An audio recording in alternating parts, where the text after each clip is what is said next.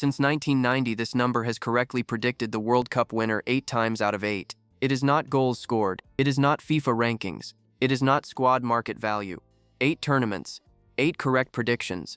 In 1990, nobody named it. Nobody published it. Nobody put it on a television screen and pointed at it. 36 years later, it is still pointing at a winner. And for 2026, it already has an answer. Every 4 years, the same conversation happens. Analysts pull up possession stats. Journalists rank squads by market value. And every 4 years, at least one favorite goes home early while a team nobody fully trusted lifts the trophy. France in 2018 were not the most entertaining team. Germany in 2014 were not the highest scorers. Italy in 2006 were not the fan favorites. But all 3 of them had one thing in common that almost nobody talked about at the time. They all ranked first in a metric called defensive solidity ratio, the percentage of matches in the 2 years before the tournament in which a team conceded 0 goals. A clean sheet rate measured across competitive and non-competitive matches combined over a 24-month window before every World Cup since 1990. Every World Cup winner since 1990 finished in the top 3 of this metric going into the tournament. Every single one. Not top 10. Not top 5. Top 3. West Germany 1990. Brazil 1994. France 1998. Brazil 2002. Italy 2006. Spain 2010. Germany 2014. France 2018. Argentina 2022. 9 winners. 9 times inside the top 3. The number does not care about star players. It does not care about managers. It does not care about what happened 4 years ago. It only measures one thing. How often does this team make the opposition score nothing? This makes sense when you think about how World Cups are actually won. A tournament is not a league. You do not get points for style. You do not get rewarded for the most goals in the group stage. You get eliminated the moment you lose one match in the knockout rounds.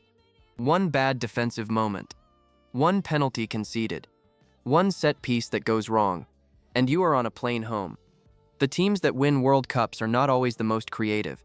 They are almost always the hardest to score against. Defense does not lose you matches. Defense keeps you alive long enough to win them. Now here is where it gets interesting. 3 teams in history entered the tournament ranked first in this metric and did not win. Netherlands in 2010 lost the final to Spain. Croatia in 2018 lost the final to France. Morocco in 2022 reached the semifinals. All 3 of them went further than anyone predicted. None of them won, because defensive solidity gets you deep into the tournament. What happens at the very end depends on something the data can measure but cannot guarantee. Penalty shootout conversion. One stat the metric does not include, which is exactly why it is still football and not mathematics. But here is what almost nobody is saying out loud right now. The analysts building their 2026 predictions are still leading with attacking output. Mbappe's goals, Vinicius Jr.'s dribbles, Yamal's assists, and those numbers matter. They are real, but they have never been the primary predictor of who actually lifts the trophy. The teams being overlooked in most 2026 previews are not the ones with the worst attackers. They are the ones whose defensive numbers quietly sit at the top of the table. So what does the metric say about 2026? 3 teams currently sit inside the top 3 of defensive solidity ratio across the last 24 months of competitive football.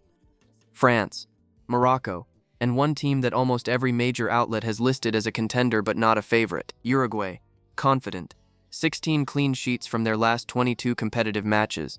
A defensive structure that has not been seriously exposed in 2 years. Nobody is putting Uruguay in their top 3. The number has been putting them there for 18 months. France topped the metric, which means the data is saying the same thing it said in 2018. Which means either history is about to repeat itself, or 2026 is the year the number finally gets it wrong. 8 correct predictions. 36 years. One number. The data does not watch the matches. It does not feel the pressure of a penalty shootout. It does not know that Mbappe is motivated or that Ronaldo wants one last trophy. It just counts clean sheets. And so far that has been enough. The question is not whether you trust the data. The question is what you do with it now that you have seen it. Drop your prediction in the comments. The number has made its call. Now make yours. The data has not changed. You have. You're welcome.